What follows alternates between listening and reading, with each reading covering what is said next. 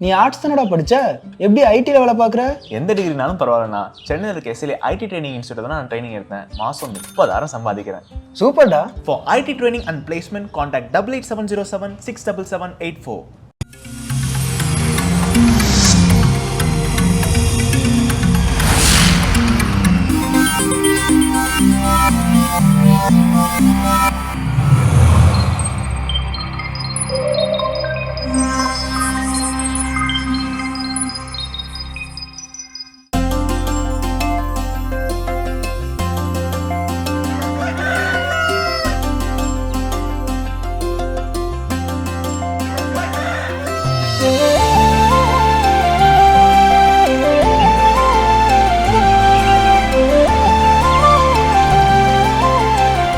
மாதா தொலைக்காட்சியின் அன்பு உள்ளங்கள் அனைவருக்கும் கடவுள் வணக்கம் நிகழ்ச்சியின் அன்பான வணக்கங்கள். வணக்கம் கல்பனா, எப்படி இருக்கிறீங்க? சிறப்பா இருக்கேன் ஜோ, நீங்க எப்படி இருக்கீங்க? எல்லா நாள் போல இன்றைய நாளும் மகிழ்ச்சி, அட்டகாசமா இருக்கும் இல்லையா? இந்த ஒரு அட்டகாசமான நாளோடவே நம்ம கதைக்குள்ள போயிடலாம். ஒருவர் என்ன பண்றாரு, அவங்களோட ஒய்ஃபை கூட்டிகிட்டு, ஒரு ஹஸ்பண்ட் ஒய்ஃப் வந்து அவங்க வந்து சூப்பர் மார்க்கெட்டுக்கு போறாங்க. போயிட்டு வீட்டுக்கு தேவையான சாமான்லாம் வாங்கிட்டு வரலாம் அப்படின்னு சொல்லிட்டு அவங்க காரை பார்க் பண்ணிட்டு போறாங்க. போய் பர்ச்சேஸ் பண்ணிட்டு வெளியே வரப்போ பாத்தீங்கன்னா அவங்க காரை காணும். ஒரு மணி நேரமா தேடுறாங்க, புருஷனும் பொண்டாட்டியும் சேர்ந்துட்டு காரு காணும். சரின்னு சொல்லிட்டு தேடிட்டு வந்து மறுபடியும் வந்து பாக்குறாங்க, கார் விட்ட இடத்துல மறுபடியும் கார் இருக்கு. என்னடா இது அப்படின்னு சொல்லிட்டு கார் கிட்ட போய் பார்த்துட்டு டோர் ஓபன் பண்ணி பாக்குறாங்க. அதுல ஒரு கடிதாசி எழுதி வச்சிருக்காங்க. சரி, அந்த லெட்டர்ல என்ன இருக்கு அப்படி படிப்போமே பார்த்தா, ஐயா என்னை மன்னிச்சிருங்க, என்னுடைய அவசர தேவைக்காக கார் எடுத்துட்டு போயிட்டு இல்ல என்னுடைய மனைவிக்கு வந்து பிரசவ வலி வந்துருச்சு, அதனால உங்களுடைய கார் வந்து நான் கள்ளச்சாவி போட்டு எடுத்துட்டு போய் என் மனைவி ஹாஸ்பிட்டல் சேர்த்துட்டு மறுபடியும் உங்க காரை வெட்டிட்டேன். இருந்தாலும் இந்த ஒரு விஷயத்த நீங்க பார்த்துட்டு ஒரு மன உளைச்சல் காலம் இருப்பீங்க நீங்க ரெண்டு பேருமே. அதனால பக்கத்து தியேட்டர்ல வந்து பாத்தீங்கன்னா சினிமா டிக்கெட் கொடுத்துருக்கான், இலவசமா வச்சுட்டு போயிட்டாரு 2 டிக்கெட்டு. போய் பாருங்க ஐயா, உங்களுடைய ஸ்ட்ரெஸ் கொஞ்சம் ஃப்ரீ ஆயிடும், என்ன மன்னிச்சிருங்க அப்படின்னு சொல்லிட்டு எழுதிச்சிருக்காரு. உடனே இவருக்கு ஒரே சந்தோஷம், பரவாயில்லையே ஏதோ செய்யறத செஞ்சுட்டா, இருந்தாலும் பயப்புல ஒரு டிக்கெட் வர ஃப்ரீயா வச்சுட்டு போயிருக்கானே, போய் பாத்துரும் சொல்லிட்டு போய் படம் பார்த்துட்டு வீட்டுக்கு போறாங்க. வீடு பார்த்தா திறந்து கிடக்கு, ஃபுல் சாமா ஜட்டு எல்லாத்தையும் எடுத்துட்டு போயாச்சு. அங்கேயும் ஒரு லெட்டர் எழுதி வச்சிருக்காங்க காமெடியா. என்ன அப்படின்னா, பிரசவம் வந்து முடிஞ்சிருச்சு, பொம்பளை பிள்ளை பிறந்துச்சு, அதுக்கு யாரு சீரியஸ்லாம் செய்யறது, அதனால உங்க வீட்டுல இருக்க எல்லா சாமாவையும் எடுத்துக்கிட்டாரு. இந்த கதையில இருந்து நம்ம என்னப்பா நீதி எடுத்துக்கிறோம் அப்படின்னு பாத்தீங்கன்னா, ஒருத்தவங்க இலவசமா ஒரு அன்பளிப்பா வந்து அறியாதவர்கள் தெரியாதவர்கள் யாரோ ஒருத்தர் நமக்கு கொடுக்குறாங்க அப்படின்னாலும், தெரிஞ்சவங்களும் கொடுத்தாலும் நாம கிட்ட இருந்து ஏதோ ஒன்றை திருட போறாங்க அப்படின்ற ஒரு விழிப்புணர்வோடு நாம் இந்த கதையை உணர்த்துகிறது அப்படின்னு தெரிஞ்சுக்க. சிறப்பான ஒரு கதை. கண்டிப்பா நாம சிலர் நமக்கு இலவசங்களை அள்ளி வீசி ஆசை வார்த்தைகளை காட்டுகிறார்கள் அப்படின்னா நம்மளை பெருசாக ஏதோ ஏமாத்த போறாங்கன்னு அர்த்தம். அங்க நாம் விழிப்பாக இருந்து கொள்ள வேண்டும் அப்படிங்கிற நல்ல ஒரு சிந்தனை இந்த கதை நமக்கு கொடுத்திருக்கிறது. இந்த சிந்தனையோட நாளை தொடங்கலாம். இப்போ ஆலய தரிசனம் பார்க்கலாம்.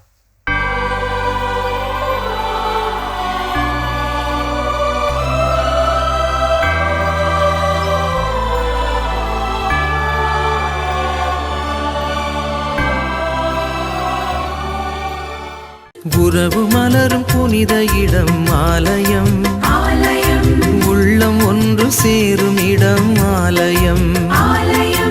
உறவு மலரும் புனித இடம் ஆலயம், உள்ளம் ஒன்று சேரும் இடம் ஆலயம். உணர்வு பெருகிட உயர்வு அடைந்திட உண்மை வழி செல்லும் வாழ்வும் ஆலயம்.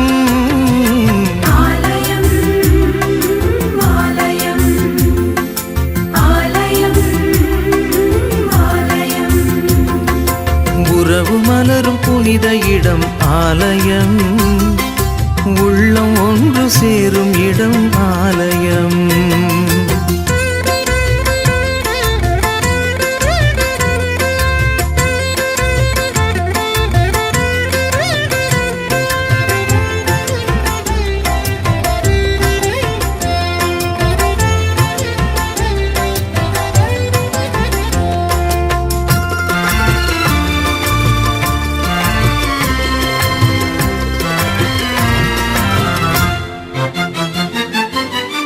இயற்கை காத்திடும் மாந்தர் வாழிடம்,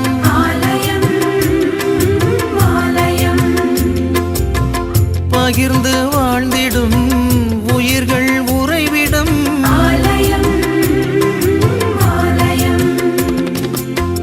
மனிதத்தை உயிரென மதித்திடும் உள்ளங்கள் மானுடர் வாழ்வுக்காய் தனை தரும் நெஞ்சங்கள் நம்பிக்கை செய்து சிறப்பான ஆலய தரிசனம், அற்புதமான ஆலய தரிசனம் இந்த இனிய காலை வேளையில் நாம் பார்த்து விட்டோம் ஜோ. கடவுள் வணக்கம் தலம் அப்படின்றப்போவே ஒவ்வொரு நாளும் ஒவ்வொரு சிந்தனையை ஊட்டி கொண்டு இருக்கின்றது. அதில் எந்த சந்தேகமும் கிடையாது. அப்படிப்பட்ட சிந்தனையின் வழியாக நாம் ஒவ்வொரு நாளும் நற்செயல்களை செய்து கொண்டிருக்கின்றோம். சோ இன்றைய நாள் என்ன சிந்தனையை சிந்திக்க போறோம், என்ன நற்செயல்களை செய்ய போகிறோம். ஸோ இன்னைக்கான சிந்தனை என்ன அப்படின்னு பார்த்தீங்கன்னா, நம்ம வாழ்க்கையில சில முடிவுகளை எடுக்காமல் விடுகின்ற பொழுது சில வாய்ப்புகளை என்ன பண்றோம், இழந்து விடுகின்றோம். இது குறித்து ஏற்கனவே ஒரு முறை நம்ம கடவுள் வணக்கம் நிகழ்ச்சியில பேசியிருக்கோம். நம்ம இந்த வாய்ப்புகள், இந்த முடிவை நான் எடுக்காதனால இந்த வாய்ப்புல என்ன பண்ணிட்டேன், மிஸ் பண்ணிட்டேன் அப்படின்னு சொல்லி. இன்னைக்கு அதுல அடுத்த வெர்ஷன் ப்ரோ லெவல் அப்படின்னு நம்ம சொல்லலாம். என்ன அப்படின்னா, சில ஹிடன் ரீசன்ஸ், அது நமக்கு ரீசனா இருக்குங்கிறதே நம்ம என்ன பண்ணிருக்க மாட்டோம். அதாவது மறக்கப்பட்ட காரணங்கள் இல்லை, அது ஒரு காரணங்கிறதே நம்ம மைண்டுக்கு என்ன இருக்காது, தோணி இருக்காது. அதனால நான் என்ன பண்ணிருப்பேன், நிறைய டெசிஷன்ஸ் எடுக்காமலே போயிருப்பேன். ஸோ அப்படிப்பட்ட விஷயங்கள் என்னென்ன, அதைத்தான் நான் அந்த முடிவு எடுக்காதனால் இந்தந்த காரணம், அது என்ன காரணங்கள், அதை தான் நம்ம என்ன பண்ண போறோம், தெரிஞ்சுக்க போறோம். அப்போ முதல் விஷயம் என்ன சொல்றாங்க அப்படின்னு பார்த்தீங்கன்னா, எல்லாருக்குள்ளேயும் ஒரு சில ஒரு விதமான ஒரு ஆன்சர் எல்லாருமே என்ன பண்ணிருப்போம், ரெடிமேடா வச்சிருப்பாங்க. எப்போ பிஸ்னஸ் தொடங்க போறேன், இந்த மாதிரி இப்படி ஒரு லோன் செட்டில்மெண்ட்லாம் போயிட்டு இருக்கு, அதை முடிச்ச உடனே என்ன பண்ண போறேன், தொடங்க போறேன். ஓகே, எப்போ இந்த வேலையை நீ செய்ய போற, இந்த மாதிரி இப்படி ஒரு வேலை கரண்டா போயிட்டு இருக்கு, அது முடிச்ச உடனே என்ன பண்ணுவேன், செய்ய போறேன். இது போல நிறைய பதில்கள், வேற வேற விதமான வார்த்தைகள் என்ன பண்ணிருப்போம், ரெடிமேடா வச்சிருப்போம் பாக்கெட்ல. நம்ம கேட்டா நம்ம சொல்றதுக்கு எல்லாருமே என்ன பண்ணிருப்போம், இந்த பதில்களை நாம நிச்சயமா சொல்லியிருப்போம், பிறர் சொல்ல கேட்டும் இருப்போம். ஏன்னா ஒரு பெர்ஃபெக்ட் டைம் வரட்டும், வந்ததுக்கு அப்புறம் நான் என்ன பண்றேன், செய்யறேன். ஓகே, அந்த பெர்ஃபெக்ட் டைம் வருமானு கேட்டா அது கடைசி வரைக்கும் வரவே வராது. அது நமக்கும் நல்லா தெரியும். ஆனா இந்த ஒரு காரணத்தினால் நாம் சில முடிவுகள் என்ன பண்றது இல்லை, எடுக்கிறதே இல்லை. ஓகே, இந்த முடிவை எடுக்கிறதுக்கு நான் எப்போ எடுக்கலாம், நான் கொஞ்சம் செட்டில் ஆகிக்கலாம்னு பாக்குறேன், இல்ல எனக்கு கொஞ்சம் மைண்டு ரிலாக்ஸ் ஆகணும்னு பாக்குறேன், கொஞ்சம் நான் ஓய்வு எடுக்கணும்னு நினைக்கிறேன். இதெல்லாம் சொல்லப்படக்கூடிய சாக்கு போக்கள் தானே தவிர இது உண்மையான காரணங்களான்னு கேட்டா நிச்சயமா கிடையாது. ஸோ இப்போ இது போன்ற காரணங்களாலும் நாம் எடுக்க வேண்டிய முடிவுகளை எடுக்காமல் அதனால் கிடைக்கக்கூடிய வாய்ப்புகளை இழந்து கொண்டிருக்கின்றோம். சிறப்பு. நம்ம இன்னும் தொடர்ந்து இதை பத்தி தெரிஞ்சுப்போம். இப்ப அடுத்த பகுதி பார்க்கலாம்.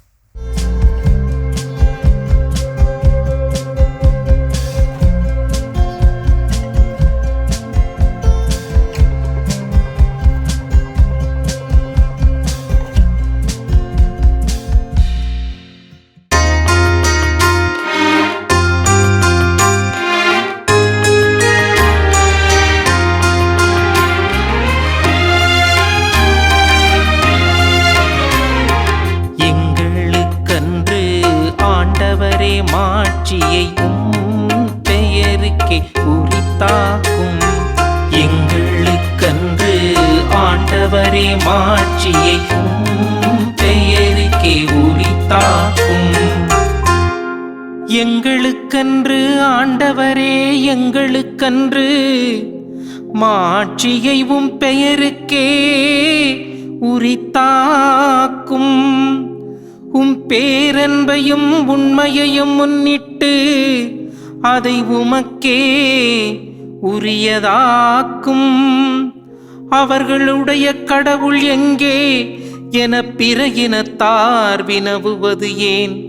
நம் கடவுளோ விண்ணுலகில் உள்ளார், தம் திருவுளப்படி அனைத்தையும் செய்கின்றார். எங்களுக்கன்று ஆண்டவரே மாட்சியை பெயருக்கே உரித்தாக்கும். எங்களுக்கன்று ஆண்டவரே மாட்சியை பெயருக்கே உரித்தாக்கும். கிறிஸ்து இயேசுவில் எனக்கு பிரியமான என் அன்பு சகோதர சகோதரிகளே, உங்கள் அனைவரையும் இந்த தினம் ஒரு திருப்பாடல் என்கின்ற ஒரு பயனுள்ள கருத்தாளம் மிக்க இந்த நிகழ்ச்சி வழியாய் உங்களை சந்திப்பதிலே பெருமகிழ்ச்சி கொள்கிறேன். மாதா தொலைக்காட்சி நேயர்களாகிய உங்கள் அனைவருக்கும் எனது அன்பின் வாழ்த்துக்களும் இனிய காலை வணக்கத்தையும் நான் தெரிவித்துக் கொள்கிறேன். பிரியமானவர்களே, திரு அவை இன்று நமக்கு தியானிக்க கொடுத்திருக்கிற இந்த விவிலிய பகுதி திருப்பாடல் எண் 115. இதனுடைய பல்லவி, எங்களுக்கு அன்று ஆண்டவரே மாட்சியை உம் பெயருக்கே உரித்தாக்கும். எங்களுக்கு அன்று ஆண்டவரே மாட்சியை உம் பெயருக்கே உரித்தாக்கும். அப்படியானால் ஆண்டவர் மட்டுமே மாட்சிமிக்க மாவீரராக இருக்கிறார். இந்த மனிதர்களாக வாழ்ந்து கொண்டிருக்கிற நாம் ஆண்டவரின் மாட்சியோடு நமது வாழ்வை ஒரு காலமும் ஒப்பிட முடியாது. ஏனென்றால் ஆண்டவர் அத்துணை இனியவராக இருக்கிறார், அத்தனை நம்பிக்கைக்குரியவராக இருக்கிறார், அத்தனை மாட்சி மிக்கவராக இருக்கிறார். பிரியமானவர்களே, இது 2வது வசனத்திலே பார்க்கிறோம், அவர்களுடைய கடவுள் எங்கே என பிற இனத்தார் வினவுவது ஏன்?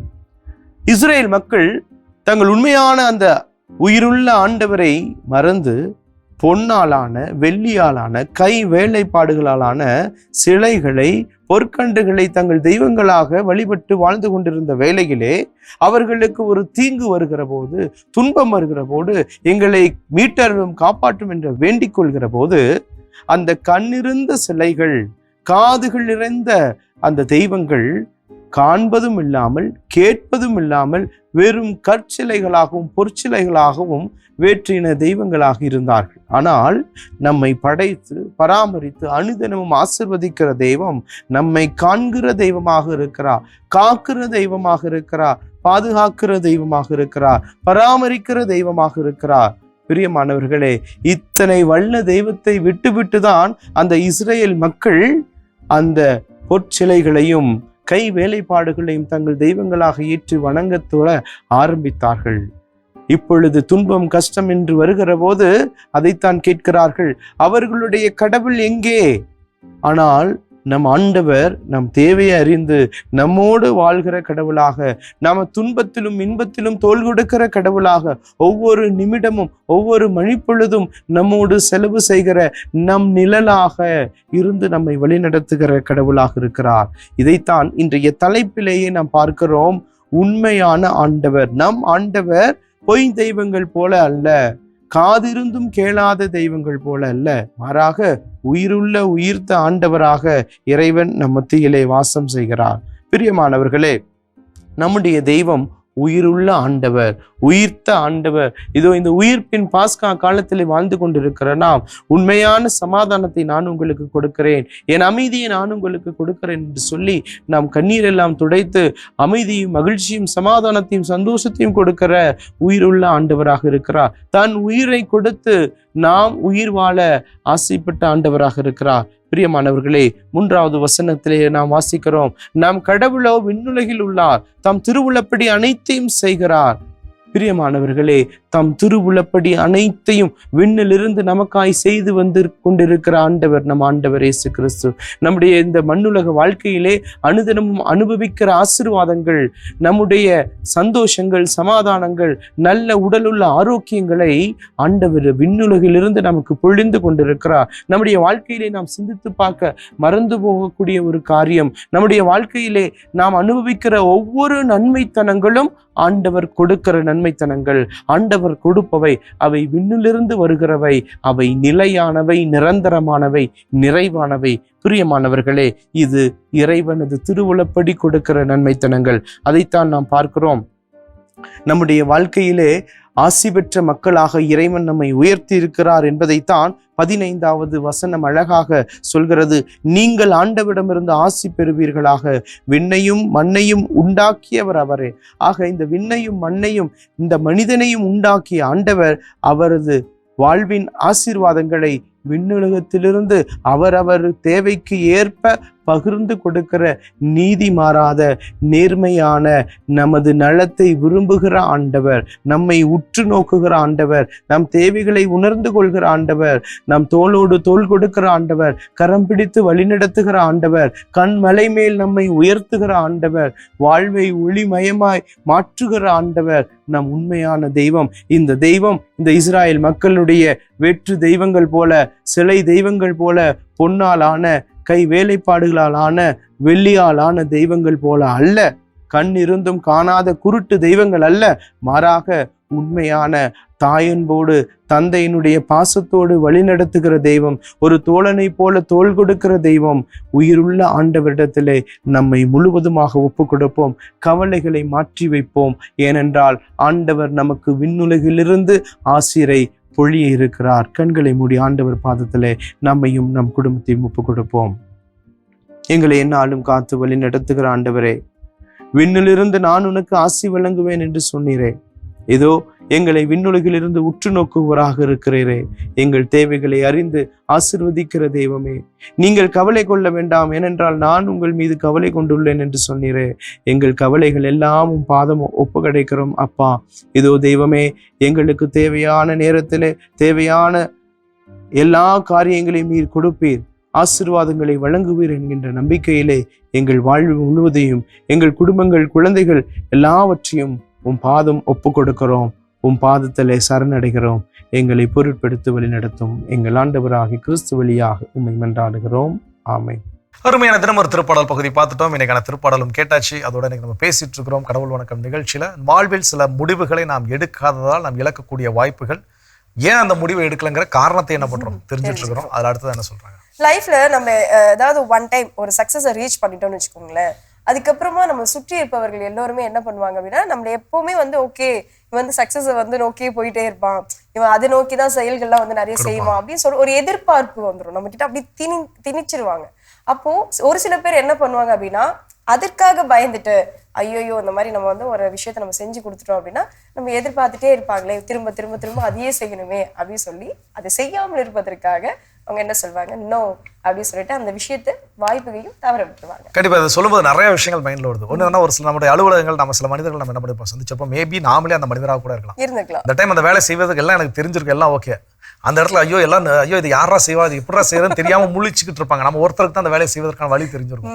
ஆனா என்ன பண்ண மாட்டோம், போய் செய்ய மாட்டோம். இதை நான் எனக்கு செஞ்சுட்டேன்னா நாளை பண்ண என்ன பண்ணிடுவாங்களோ, செய்ய வச்சிருவாங்களோ, ஓகே டன். அதுக்கப்புறம் நம்ம எதிர்பார்ப்போம் இந்த ப்ரொமோஷன்ஸ் அந்த மாதிரியான டைம் இதெல்லாம் வரும் இல்லையா. அப்போ நம்ம எதிர்பார்ப்போம் நமக்கு ப்ரொமோஷன்ஸ் வருமா, வராது. ஏன் வராது, நான் செய்ய வேண்டிய விஷயத்துல எனக்கு கிடைச்ச வாய்ப்பு என்ன பண்ணிட்டேன், நான் வாய்ப்பு மிஸ் பண்ணிட்டேன். அப்புறம் எப்படி நான் விரும்புறது எனக்கு கிடைக்கும். அதான் சொல்லுவாங்க, வெற்றி பெறும் வரை குதிரையின் வேகத்தில் ஓடுங்கள், வெற்றி பெற்றவுடன் குதிரையை காட்டிலும் வேகமாக ஓடுங்கள். ஏன்னா இதுக்கு பயந்தே என்ன பண்றது, சில டெசிஷன்ஸ் நம்ம எடுக்கிறதே கிடையாது. எங்க இதை செஞ்சிருவா சொல்லிடுவாங்களோ, இது இப்படி ஆயிருமோ, வாழ்க்கையில ஒரு நிலைக்கு போயிட்டா திரும்ப நம்ம அதிலே சர்வே பண்றதுக்கு என்ன பண்றது. அதான் சொல்லுவாங்க, ஒரு 2 ஓட்டப்பந்தயத்துல ஒரு 1, 2, 3 அதான் பிரைஸ் இல்லையா, ஃபர்ஸ்ட், செகண்ட், தேர்ட். இதுல ஃபர்ஸ்ட் பிரைஸ் எடுத்தவனுக்கு தான் பெரிய தலைவலியே. ஏன் அப்படின்னா அவன் அடுத்த முறையும் ஜெயிக்கணும் கட்டாயம் அப்படிங்கிற ஒரு விஷயத்துக்குள்ள தள்ளப்படுகிறான்.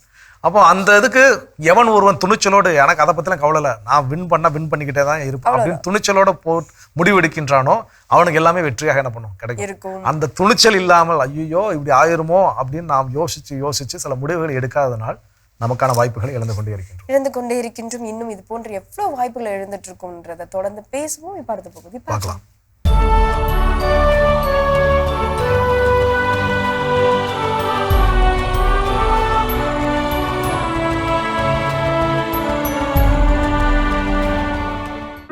மே 4 புனித ஜோசப் ரூபியோ. ஸ்பெயின் நாட்டில் வாழ்ந்த பிரான்சிஸ்கோ ரூபியோ மெர்சடஸ் பெரல்டா பெற்றோருக்கு கிபி 1864 பிறந்தார் ஜோசப் ரூபியோ. கிபி 1876 தன் 12வது வயதில் குருமடத்தில் சேர்ந்த இவர் குருத்துவ பயிற்சி பெற்று கிபி 1887 செப்டம்பர் 24 குருவாக அருட்பொழிவு பெற்றார். ஸ்பெயின் நாட்டில் சின்கான், எஸ்திமேரா பகுதிகளில் இறைப்பணிகள் செய்த ஜோசப் ரூபியோ பேராசிரியராக பணி செய்தார். ஆயரின் அனுமதியோடு இயேசு சபையினில் இணைந்த அருட்தந்தை ஜோசப் ரூபியோ கிபி 1908 அக்டோபர் 12 தனது 42வது வயதில் முதல் வார்த்தைப்பாடு அளித்தார். ஏழைகள் மீது அன்பும் பரிவும் கொண்டிருந்த அருட்தந்தை ஜோசப் ரூபியோ எளிய மக்களின் வாழ்வின் முன்னேற்றத்திற்காக பாடுபட்டார். கடவுள் விரும்புவதை செய்யுங்கள், கடவுள் செய்வதை விரும்புங்கள் என்று கூறிய அருட்தந்தை ஜோசப் ரூபியோ தன் பணி வாழ்வின் ஆதார சக்தியே நற்கருணை ஆண்டவர்தான் என்று அறிக்கையிட்டார்.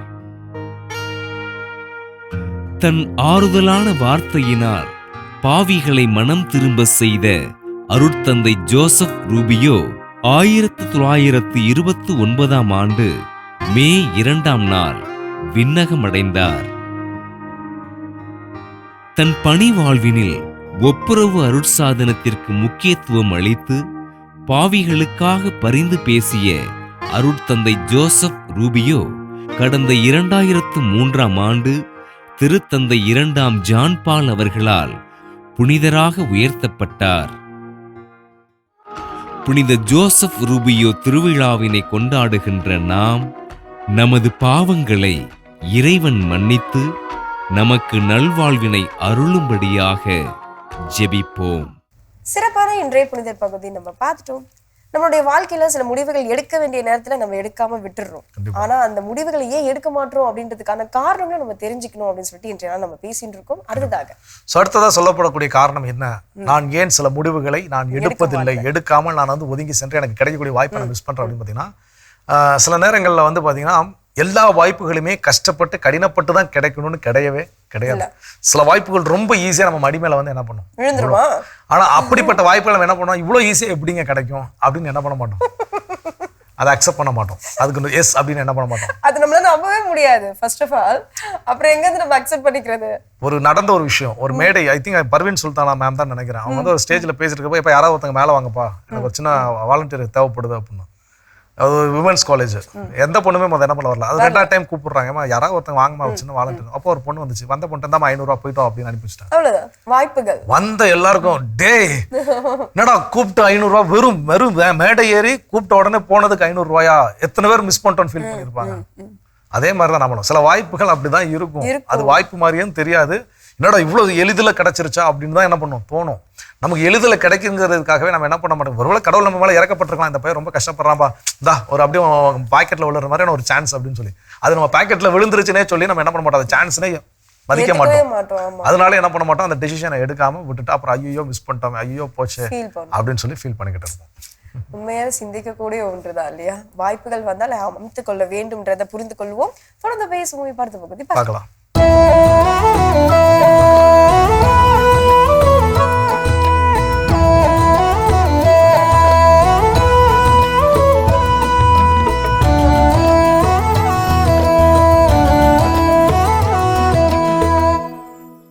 கவிஞர் காளிதாசர் கிபி 4-5ஆம் நூற்றாண்டு இந்திய கவிஞர் இவர், நாடக ஆசிரியர் இவர். அவர் வாழ்க்கையில் நடந்ததாக கூறப்படக்கூடிய இந்தியா முழுவதும் நினைவலைகளில் உலா வருகின்ற நிகழ்வு இது. சொல்லவா என்னுடைய பாணியில?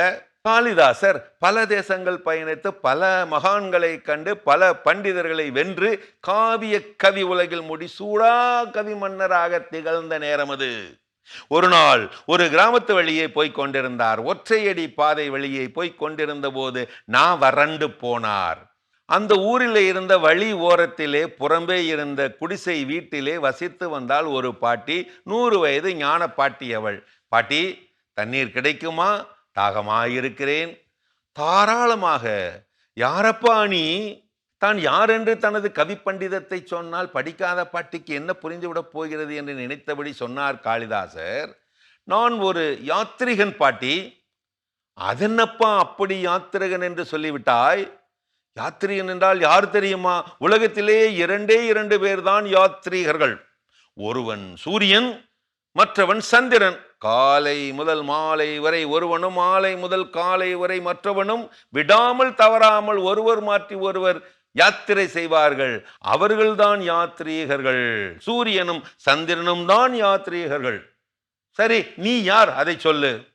கொஞ்சம் தடுமாற ஆரம்பித்த காளிதாசர் சொன்னார், சரி பாட்டி, அப்படி என்றால் நான் ஒரு விருந்தாளி, அதிதி என்று வைத்துக் கொள்ளுங்களேன். தம்பி, நீ ஏதோ விவரம் புரியாம பேசிக்கிட்டு இருக்க, அர்த்தம் புரியாம பேசிக்கிட்டு இருக்கிற. ஒன்னு அதிதிங்கிற.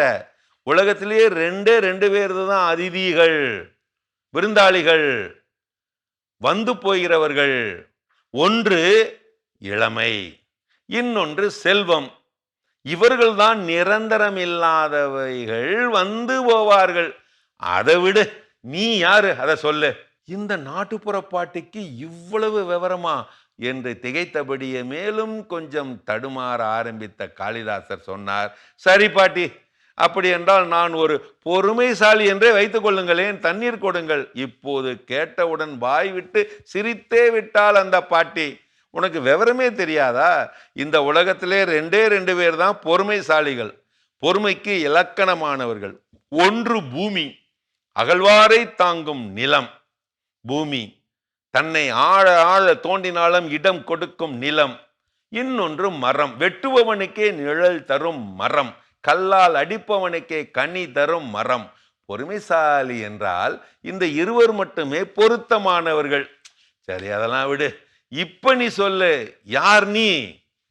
சரி விடுங்க பாட்டி, நான் ஒரு பிடிவாதக்காரன் அப்படின்னே வச்சுக்கோங்களேன். யாரு நீயா பிடிவாதக்காரன்? உலகத்திலேயே நகம், முடி, இந்த 2 பேர் மட்டுமே பிடிவாதக்காரங்க. எத்தனை முறை வெட்டி வெட்டி வீழ்த்தினாலும் திரும்ப திரும்ப வளர்ந்து வரும் பிடிவாதக்காரர்கள் இந்த நகமும் முடியும் மட்டும்தான். சரி சரி சரி விடு, இப்போதாவது உண்மையை சொல்லு, யார் நீ? கடுப்பாகி போனார் காளிதாசர். சரி பாட்டி, உலகத்திலேயே மிகச்சிறந்த முட்டாள் நான் என்று வைத்துக் கொள்ளுங்கள். அதற்கும் சளைக்கவில்லை அந்த பாட்டி.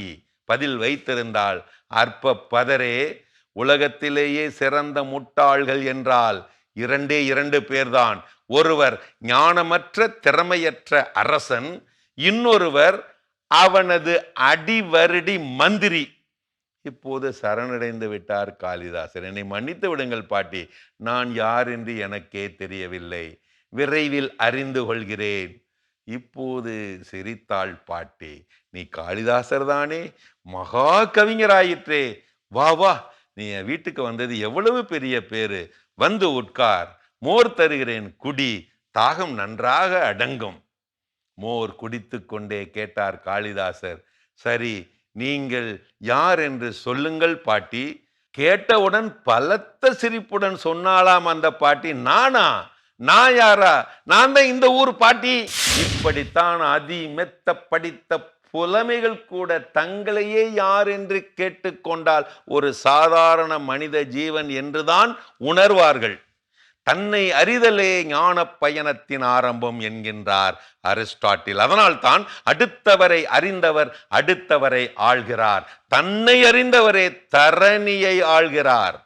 உலகத்திலே மிக அரிய பயணம் சுய அறிவு தேடல் பயணமே. மறவாதே நட்புலகே, ஒரு தன்னறிவு பெற்ற படைப்பு தன்னை படைத்து கொண்டே இருக்கும். அருமையான கதைகள் 1000 பகுதி பார்த்துட்டோம். இன்னைக்கான கதையும் சிந்தனையும் கேட்டாச்சு. அதோட நம்ம இன்னைக்கு பேசிட்டு இருக்கிறோம், நம்ம வாழ்வில் சில முடிவுகளை எடுப்பதில்லை, எடுக்காமல் சில வாய்ப்புகளை இழந்து விடுகின்றோம். ஏன் முடிவு எடுக்கல அப்படிங்கிறதுக்கான காரணத்தை தெரிஞ்சுட்டு இருக்கிறோம்.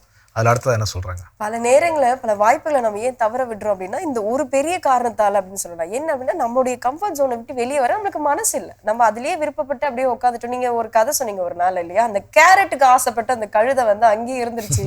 உதப்பட்டாலும் பரவாயில்ல, அடிப்பட்டாலும் பரவாயில்ல, எனக்கு மரியாதையை கொடுக்கலாலும் பரவாயில்ல, நான் அங்கதான் இருப்பேன் அந்த கேரட்டுக்காக அப்படின்ற மாதிரி.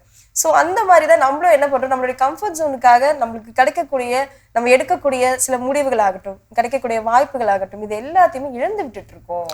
கண்டிப்பா. ஏன்டா இங்கே வேலை பார்த்துருக்க, இதே வேலை அங்கே போய் பார்த்தா எக்ஸ்ட்ரா உனக்கு 10,000 ரூபாய் கிடைக்கும் தானே? கிடைக்கும் தான், இருந்தாலும் பரவாயில்ல, என்ன பண்றேன், இங்கே இருந்துக்கிறேன். ஸோ இது போல தான். அப்போ எனக்கு அந்த கம்ஃபர்ட் ஜோன் என்னுடைய இப்போ இருக்கு. எல்லாருக்குமே இப்போ ஏதோ ஒரு அமைதி என்பது இருக்குது.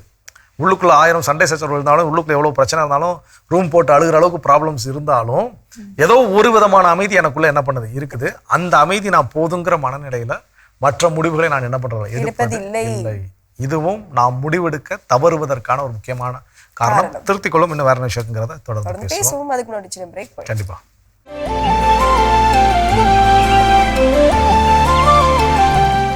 நிகழ்ச்சிகள் உங்களை மீண்டும் அன்புடன் வரவேற்கின்றோம். நீங்கள் பார்த்து கொண்டிருப்பது மாதா தொலைக்காட்சியின் கடவுள் வணக்கம். சிறப்பான நல்ல மகிழ்ச்சியோட நம்ம பேசிட்டு இருக்கிறோம் கடவுள் வணக்கம் நிகழ்ச்சியில. சில முடிவுகளை என் வாழ்வில் நான் எடுப்பதில்லை, அதனால் சில விஷயங்களை நான் இழந்துருந்தேன், அது எல்லாருக்கும் தெரியும். ஆனா ஏன் அந்த முடிவை நான் எடுக்கல, அதற்கான காரணம், மறைக்கப்பட்ட உண்மைகள் என்ன, அதை தான் நீங்க தெரிஞ்சிட்டு இருக்கிறோம். அது அடுத்தது என்ன சொல்றாங்க? பல தருணங்களை நம்மளை எப்படி வச்சுக்கணும்னு பார்த்தோம்னா, சில விஷயங்கள் தெரிஞ்சிருக்கோம் இல்லையா, அந்த அப்டேட்டடாவே நம்ம இருந்துட்டு நம்ம அதே ஜோன்லயே அப்படியே போயிடலாம் அப்படின்னு நம்ம நினைக்கிறோம். புதுசா நம்ம வந்து இதெல்லாம் போய் எதுக்கு கத்துக்கணும், இதெல்லாம் கத்துக்கிட்டோம்னா நம்ம அடுத்தடுத்த லெவலுக்கு போகணும், நம்மளுக்கு அது விருப்பம் இல்லை. ஸோ நம்ம இப்படியே இருக்கலாம். அந்த ஒரு டிசிஷன் எடுக்க வேண்டிய ஒரு பெரிய முக்கியமான நேரமே அதுதான். நம்ம இப்போதைக்கு இப்படி அப்டேட்டடா இருக்கோம், நம்ம இன்னும் கொஞ்சம் இந்த அப்டேட்டை கூட்டணும் அப்படின்னா நம்மளுடைய திறமை வளரும் அப்படின்ற அந்த முடிவை எடுக்காமல் அதே இடத்துல ஸ்டாப் பண்ணிட்டு இது இப்படி இருந்தா ஓகே அப்படின்னு ஒரு லேசினஸ் அப்படியே விட்டுறது. நிச்சயமா.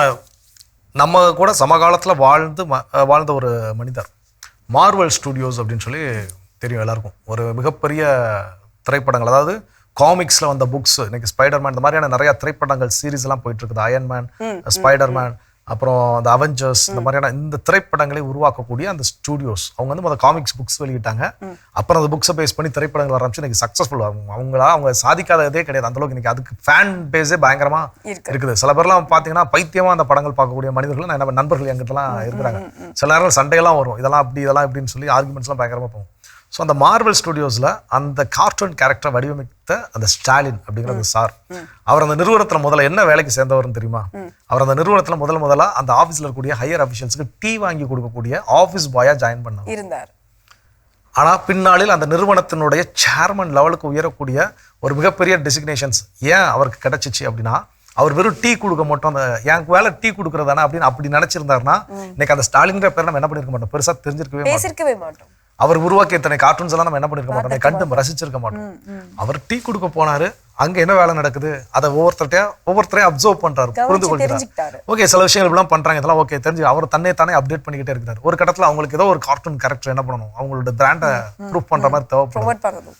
தூக்கி போய் இவர் என்ன பண்றாரு, ஒரு மாடல் நான் இப்படி சொல்றேன், அவங்க எல்லாரும் எள்ளி நகையாடுறாங்க, டீ கொடுக்குறவங்க எப்படியா தெரியும், நாங்களே உட்காந்து மண்டையை பிடிச்சிருக்கோம். இவர் கொடுத்த கார்ட்டூன் கேரக்டர் பிரிச்சுக்கிட்டு போகுது. அதுக்கப்புறம் அவர் அதுல முக்கியமான ஒரு நபரை என்ன பண்றாரு, மாறுறாரு. இதுதான் வாழ்க்கையில் கிடைக்கக்கூடிய வாய்ப்புகள். ஸோ நான் என்னை அப்டேட் பண்ணிக்கிட்டேன், இந்த வேலையை என்னை செய்ய சொல்லிடுவாங்க, எனக்கு இது தெரிஞ்சிடும், எனக்கு இது மேலும் ஒரு கடினமான சுமையாக மாறிடும்னு நினச்சா நான் கடைசி வரைக்கும் அப்டேட்டட் தான். எவன் ஒருவன் தன்னை அப்டேட் பண்ணிக்கிட்டே இருக்கிறானோ அவன் அந்த முடிவுகள் என்ன பண்ணுவான், எடுப்பான், தன்னை அடுத்தடுத்த நிலைக்கு மேல் நோக்கி எடுத்து சென்று கொண்டே இருப்பான். இல்லை நான் அவுடேட்டடாக தான் இருக்கிறேன்னா நான் சில முடிவுகள் எடுக்க மாட்டேன், எனக்கான வாய்ப்புகளை நான் இழந்து விடுவேன். நம்ம எப்படி இருக்க போறோம் சிந்திப்போம், தொடர்ந்து பேசுவோம். இப்போ அடுத்து பார்க்கலாம்.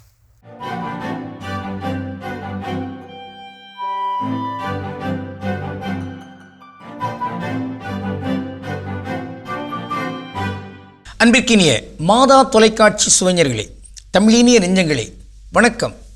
திரிகடுகத்தில் இணைந்திருக்கும் உங்கள் ஒவ்வொருவருக்கும் நன்றியின் வாழ்த்துகள். இன்று திரிகடுகம் 28 நாம் தொடர்ந்து பார்க்கிறோம். 2ஆம் கருத்தினை இன்று ஆயவிருக்கிறோம். வெல்வது வேண்டி வெகுண்டுரைக்கும் நோன்பிலியும் இல்லது காமுற்று இருப்பானும் கல்வி செவிக்குற்றம் பார்த்திருப்பானும் இம்மூவர் உமி குத்தி கை வருந்துவார். இன்று இல்லது காமுற்று இருப்பானும், தன்னிடம் இல்லாதவர் தொடர்பாக இங்கு ஆசைப்பட்டு தேடி அலைந்து எப்படியாவது அதை பெற்றுக்கொள்ள வேண்டும் என்று அதற்கான வெறி கொண்டு இருக்கின்ற அந்த காமுறுதல், அப்படிப்பட்டவர்களும் கண்டிப்பாக உலக்கைய கை வச்சு குத்துறாங்களே, அப்படிப்பட்ட தண்டனையெல்லாம் பெறுவதற்கு ஏதுவானவர்கள். இங்கு காமுற்று அலைய தேவையில்லை. உனக்குரிய பறவை என்றால் அது உன்னிடம் வந்து சேரும். உனக்கு தேவையான ஒரு பொருள் என்றால் அது உனக்கு வரும். ஆனால் அதையே ஒரு திட்டமாக வைத்துக்கொண்டு தேடி அழிந்து அது இல்லை என்றால் முடியாது என்கிற அளவுக்கு போகிறார்கள். அவர்கள் தான் சிலை வழிபாட்டாளர்கள். இது இல்லாமல் எனக்கு முடியாது என்று வருகிறோம் என்றால், கடவுள் இல்லாமல் நமக்கு முடியாது, அது சிறப்பு. அந்த கடவுளுக்கு நிகராக இப்படி எந்த ஒரு பொருளையோ அல்லது எதன் ஒன்றின் மீது ஆசையோ வைத்திருந்தால் அதான் சிலை வழிபாடு என்பதை மறந்துவிடக்கூடாது. ஆறா இயற்கை அவா நீப்பின் அந்நிலையே பேரா இயற்கை தரும் என்று வள்ளுவர் ஒரு குறளில் பதிவு செய்கிறார். அந்த தேவையில்லாத ஆசையை நம்ம நீக்கிட்டோம் அப்படின்னா இயற்கையாக இயல்பாக எல்லா வகையான நன்மைகளும் வரும். எனவே தான் இங்கு பிறர் பொருள் மீது ஆசை கொள்ளாதிருப்பாயாக என்கிற ஒரு கட்டளையும் இங்கு பதிவு செய்யப்பட்டிருக்கிறது. அதனால்தான் ஒரு சிறுவனோ ஒரு சிறுமியோ அங்கே களவு செய்கிறார்கள் என்றால் ஏதோ ஒரு காரணத்துக்காக அவர்கள் அப்படி உந்தப்படுகிற நேரத்திலே இந்த பாடல் ஒரு வழிகாட்டு துணையாக இருக்கிறது. அப்படித்தான் அந்த பாடல் அங்கு பாடப்பட்டிருக்கிறது. திருடாதே பாப்பா திருடாதே, வறுமை நிலைக்கு பயந்து விடாதே, திறமை இருக்கு மறந்து விடாதே, திருடாதே பாப்பா திருடாதே என்று சொல்லப்பட்டிருக்கிறது. பார்த்தீங்களா, அருமை. எந்த குழந்தையும் எந்த இளைஞனும் எந்த பெரியவரும் இங்கு எதை குறித்தும் அச்சப்பட்டு அதன் மூலமாக தகாத செயலை செய்கிற ஒருவராக போய்விடக்கூடாது. அவர் துணிந்து நிற்க வேண்டும், நேர்மையாக அதை கட்டி காக்க வேண்டும் என்பதுதான் இங்கு அடிப்படையான செய்தி. எனக்கு ஒரு பொருள் இல்லை என்பதற்காக தகாத செயலை செய்து அதை பெற்றுக்கொள்கிற அந்த காமுறுதல் இருக்கிறதே, அது தவிர்க்கப்பட வேண்டும். இன்று நாம் பார்க்கின்ற ஒரு தனித்தமிழ் சொல் காமுற்று. காமுற்று என்றால் என்ன? வேறொன்றுமில்லை, அது ஆசைப்படுதல், விரும்புதல், ஆவல் கொள்ளுதல், ஏக்கம் கொள்ளுதல், அதை குறித்து தேடுதல் என்கிற அந்த காமுற்று என்பதுதான்.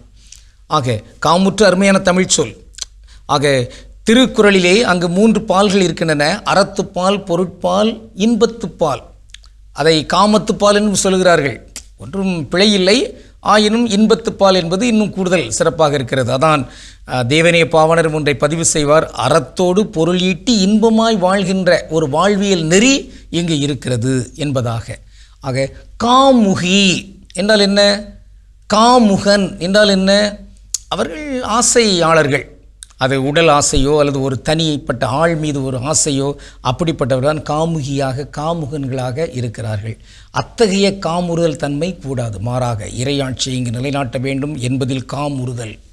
இங்கே எல்லாரும் ஒன்றாயிருக்க வேண்டும், நன்றாயிருக்க வேண்டும், ஜாதி ஒழிப்பு, ஆண் பெண் சமத்துவம் போன்ற அந்த கொள்கையில் உறுதியாக நிற்க வேண்டும் என்பதிலெல்லாம் காமுறுதல். இவையெல்லாம் பெருகட்டும். இத்தகைய நல்ல காமுறுதல்களெல்லாம் இங்கு உயர்ந்து நிற்கின்ற பொழுது எவருமே உலக்கை குத்தி அதன் மூலமாக தண்டனை பெறுகிற அந்த சூழலெல்லாம் மாறி இயல்பான இன்பம் இங்கு பெருகும். பொங்கி வெளியேட்டும். கடவுளுக்கு திருவிழமானால் மீண்டும் நாளை திரிகடுகத்தில் இணைந்து மகிழ்வோம். நன்றி, வணக்கம். சிறப்பான பகுதி திரிகடுகம் நம்ம பார்த்துட்டோம் ஜோ. முடிவு எடுக்க வேண்டிய நேரத்தில் முடிவு எடுக்காமல், அந்த முடிவு ஏன் எடுக்காம இருக்கோம், அதுக்கான காரணங்கள் என்ன அப்படின்னு நம்ம தெரிஞ்சுட்டு இருக்கோம். அந்த வகையில் அடுத்ததாக அடுத்ததாக என்ன அப்படின்னா, நம்ம அடிக்கடி சொல்லக்கூடிய விஷயம் இந்த தோல்வி குறித்த பயம். எங்க நான் தோத்துருவேணும். அதாவது வாய்ப்புகள் பிரகாசமா தெரியும். அந்த வாய்ப்புகளை பயணிக்கின்ற பொழுது நிச்சயமாக ஒரு டீப் இன்சைட் அதுக்குள்ள என்ன பண்ணுது இருக்குது. எந்த ஒரு விஷயத்தை பெரிய வெற்றியை பெற வேண்டும் அப்படின்னா அப்போ அதுக்கேற்ற ஒரு எஃபர்ட் என்ன பண்ணாங்க போட்டு தான் ஆகணும். ஆனால் எனக்கு எங்கே இதில் நான் தோல்வி அடைந்து விடுவேனோ, இந்த விஷயத்தில் நான் தோற்றுருவேனோ, தோத்துட்டா எல்லாரும் என்னை என்ன சொல்லுவாங்க, தொடங்குவதற்கு முன்னே இந்த பயம் வந்துடும். அப்போ நான் என்ன பண்ண மாட்டேன், அந்த முடிவு டெசிஷன் எடுக்கவே மாட்டேன். இந்த ஒரு டெசிஷன் ஏதோ ஒரு வாய்ப்பு என்கிட்ட கொடுக்குறாங்க, நீங்கள் தான் இனிமேல் இதெல்லாம் எடுத்து என்ன பண்ணணும், செய்யணும். எனக்கு அதை பற்றின அறிவு சுத்தமாக ஒரு 0.1% கூட எனக்கு என்ன கிடையாது. ஐயோ இப்படிப்பட்ட நேரத்தில் வேறு வழியே இல்லை, நம்ம கையில் என்ன பண்ணுறாங்க, தூக்கி கொடுக்குறாங்க. அப்போ நம்ம இது என்ன செய்யறது அப்படின்னா, நான் எப்படி யோசிக்கணும்னா, நான் இப்போ என்ன எப்படி அப்டேட் பண்ணிக்கணும், நான் கற்றுக்கொள்ள வேண்டும், இதுக்கு நான் என்ன செய்யணும் அப்படின்னு போச்சுன்னா எனக்கான மாற்றங்கள் நல்லா தான் நடக்கும். ஐயோ இது நமக்கு தெரியவே தெரியாது, நேரத்துக்கு கையில் கொடுக்குறாங்க, இது எப்படி நம்ம செய்யறது, அப்படி ஒரு சொதப்பிட்டா என்ன பண்ணுறது, இப்படி நம்ம பயந்தோம் அப்படின்னா நம்மளால் எதுவுமே செய்ய முடியாது. வாய்ப்புகளை நம்ம அப்படியே நழுவ விட்டுருவோம். வந்தது அப்படியே வந்த வேகத்திலே போயிடும். யோசிப்போம், சிந்திப்போம், தொடர்ந்து பேசுவோம். இப்ப அடுத்த பகுதி பார்க்கலாம்.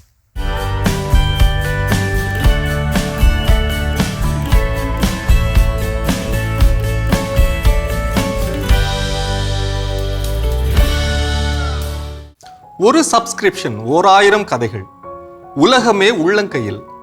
ஒரு காலத்தில் குடும்பம் முழுவதும் ஒரே திரைக்கு முன்பாக அமர்ந்திருந்தது. இன்று ஒரே வீட்டில் 4 பேர், 4 திரைகள். ஓடிடி தளங்களில் நாம் என்ன பார்க்கிறோம்? அது நம்ம எங்கு கொண்டு செல்கிறது? ஓடிடி தளங்கள் சுதந்திரத்தின் அடையாளமா, அடிமைத்தனமா, பொழுதுபோக்கா அல்லது பாதிப்பா? அதற்கான பதிலை வலை உலகத்தில் அருள்வாக்கின் ஒளியில் தேடுவோமா? அருள்வாக்கு பகுதி, விடுதலை பயணம் 32. மோசே மலையில் நின்று இறங்கி வர தாமதித்ததை கண்ட மக்கள் ஆரோனை சுற்றி கூட்டம் கூடி அவரை நோக்கி, எகிப்து நாட்டின்று எங்களை நடத்தி வந்த அந்த ஆள் மோசேக்கு என்ன ஆயிற்றோ தெரியவில்லை. நீர் முன் வந்து எங்களை வழிநடத்தும், தெய்வங்களை எங்களுக்கு உருவாக்கி கொடும் என்றனர். ஆரோன் அவர்களை நோக்கி, உங்கள் மனைவியர், புதல்வர் புதல்வியரின் பொற்காதணிகளை கழற்றி அவற்றை என்னிடம் கொண்டு வாருங்கள் என்றார். அவ்வாறே மக்கள் எல்லாரும் தங்கள் பொற்காதணிகளை கழற்றி அவற்றை ஆரோனிடம் கொண்டு வர அவரும் அவர்கள் கையில் இருந்து அவற்றை பெற்றுக்கொண்டு உருக்கி வார்ப்பு அச்சில் வடிவம் கொடுத்து ஒரு வார்ப்பு கன்றுக்குட்டியை செய்தார். அப்போது அவர்கள், இஸ்ராயேலே, உன்னை எகிப்து நாட்டின்று நடத்தி வந்த உன் தெய்வங்கள் இவையே என்றனர். மோசே தாமதமானார். உடனே மக்கள் உடனடி கடவுள்களை உண்டாக்கினர். அதற்கு முன்பாக ஆடி பாடி மகிழ்ந்தனர். உண்மை கடவுளை மறந்தனர், அவரை துறந்தனர். குடும்பத்தில் உடன் இருப்பவர்களை மறந்தனர்.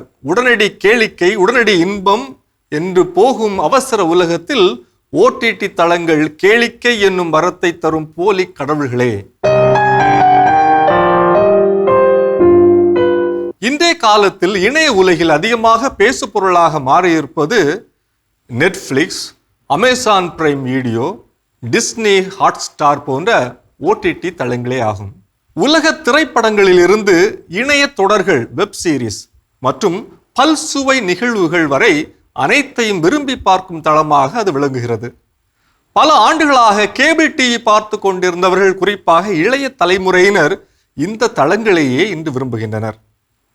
செயற்கைக்கோள் ஒளிபரப்பு மற்றும் கேபிள் வழி ஒளிபரப்பு முறைமைகள் இன்று மாற்றம் கண்டுள்ளதை கார்டு கட்டிங் என்கின்றனர். புற்றீசல் போல அதிகரிக்கும் ஓடிடி தளங்கள் ஒரு தனி மனித விருப்பத்திற்கேற்ப பர்சனலைஸ்ட் வியூவிங் எக்ஸ்பீரியன்ஸ்க்காக வடிவமைக்கப்படுகின்றது. யார் எதை எப்பொழுது பார்க்க விரும்புகின்றார்களோ அதை அவர் எப்பொழுது வேண்டுமென்றாலும் பார்க்க முடியும். பல்வேறு மொழி பேசும் பயனர்களுக்கு அவர்களின் மொழியிலேயே காணொளிகளை தயாரித்து கொடுக்க முடிகிறது. இதனால் பல்வேறு மக்களின் கலாச்சாரம், பழக்க வழக்கங்கள் நமக்கு அறிமுகமாகிறது. நமது பழக்க வழக்கங்கள் மற்றும் கலாச்சார செழுமைகள் உலகத்தின் பார்வைக்கு வைக்கப்படுகின்றது. ஓடிடி தளங்களை காலத்தின் கொடை என நம்பி அப்படியே ஏற்றுக்கொள்வதிலும் சிக்கல் இருக்கிறது. மொழி, கலாச்சாரம், பண்பாட்டு திணிப்பு, வேறு எதை பற்றும் யோசிக்க விடாமல் பல மணி நேரமாக தொடர்ந்து பார்க்க வைப்பது, தணிக்கையற்ற வெளியீடுகள், குழந்தைகள் மற்றும் பெண்களுக்கு எதிரான வன்முறை காட்சிகள் போன்ற கூறுகள் ஓடிடி தளங்களை ஆய்வு கண்ணோட்டத்தோடும் விமர்சன அணுகுமுறையோடும் பார்க்க வேண்டும் என்பதை வலியுறுத்துகிறது. ஒரு எபிசோட் முடிந்தவுடன் அடுத்த எபிசோட் தானாகவே தொடங்குவதுதான் பிஞ்ச் வாட்சிங்க்கு மிக முக்கிய காரணம். எனவே செயலியில் உள்ள ஆட்டோ பிளே நெக்ஸ்ட் எபிசோட் என்ற வசதியை முடக்குங்கள். ஒரு எபிசோட் முடிந்தவுடன் அடுத்ததை பார்க்கலாமா வேண்டாமா என்று யோசிக்க இது உங்களுக்கு சிறிது கால அவகாசம் கொடுக்கும். பலர் சாப்பிடும் போது ஏதாவது பார்த்தால்தான் சாப்பாடு இறங்கும் என்ற பழக்கத்தை கொண்டிருப்பார்கள். இது கவனக்குறைவாக அதிக நேரம் பார்க்க தூண்டும். சாப்பிடும்போது குடும்பத்தினருடன் பேசுவது அல்லது அமைதியாக சாப்பிடுவது நல்லது. ஓடிடி தளங்களுக்கு ஒதுக்கும் நேரத்தை வேறு ஆக்கப்பூர்வமான விஷயங்களுக்கு பயன்படுத்துங்கள்.